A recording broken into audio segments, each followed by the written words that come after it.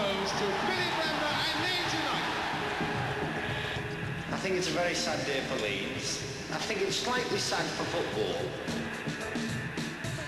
This is an adventure, and I hope it can go a long way as an adventure.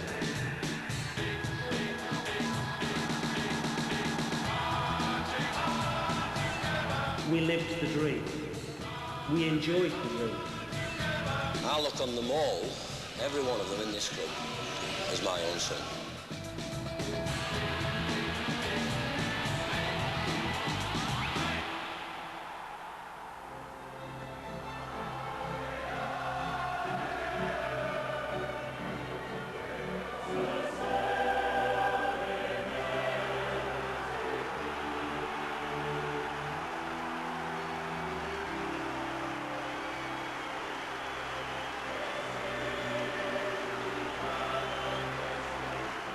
May the 2nd, 2001.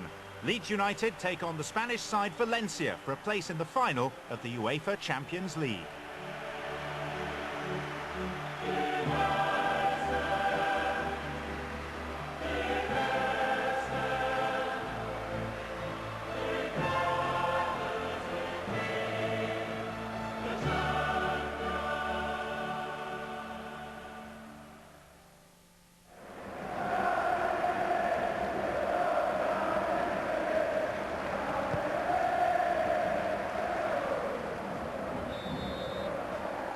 Exactly 3 years after the first leg of that European semi-final, Leeds are relegated from the Premiership.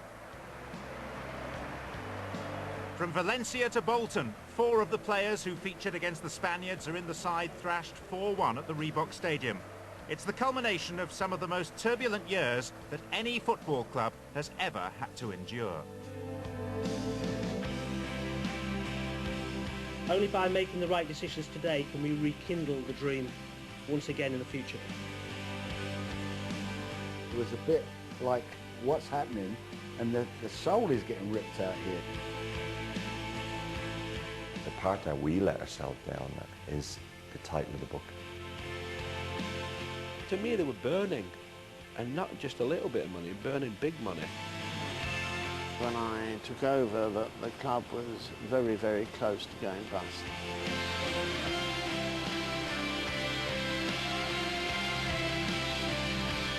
There was a malaise about the place and a defeatist attitude, and I couldn't shake it out of them. The famous meeting in the hotel, I mean, that was just a farce. Onward together! These guys rescued the football club. I'm not a rapist, I'm not a paedophile, I'm not a murderer. When Jeffrey come back, you knew there was going to be some adverse publicity for the football club. This season has been the worst experience I've ever known.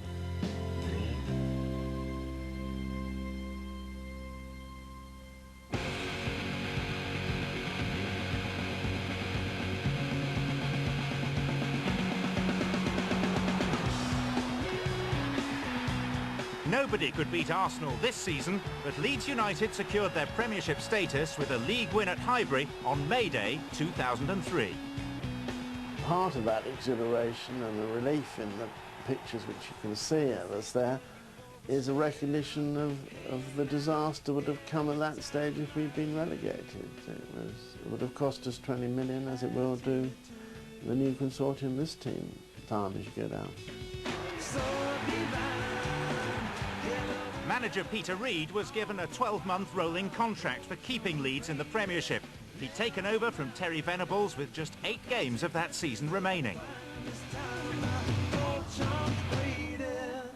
I did know a little bit about the financial situation of the football club, but to get a chance to manage Leeds United, it's something, being a football person, that I just couldn't turn down.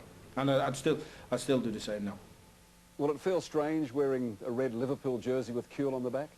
I don't know if it'll feel strange. I know it'll feel bloody good.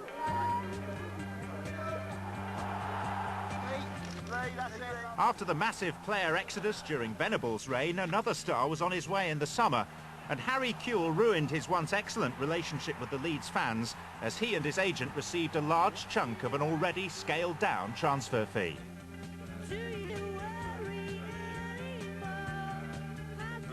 The Kewell situation, I think, inevitably was a frustrating one. Here was a very talented, very successful player.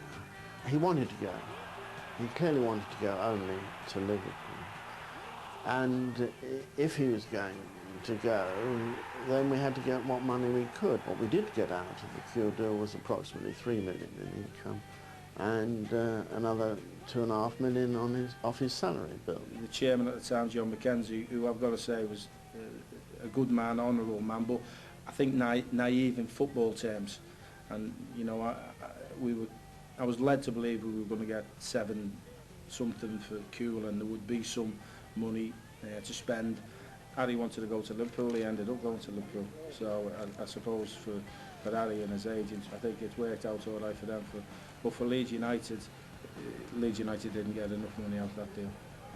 I would have much rather had somebody with much greater experience leading on the negotiation side of our football deals. But because the aces were not in our hands, it was not as if we'd been a relatively rich club, we could have said, fine, stay, play in the reserves to the end of the season, and you've got a season to go, we'll see really whether you don't want to go for a better value for us. But you can't do that in the circumstances of the financial position we're in. Cheers, thank you. There he is, super bloke Harry Kewell, and despite some reports here and in England, there was no money paid to Harry for that interview, not a single cent. He just believes in keeping his word, some good old-fashioned values.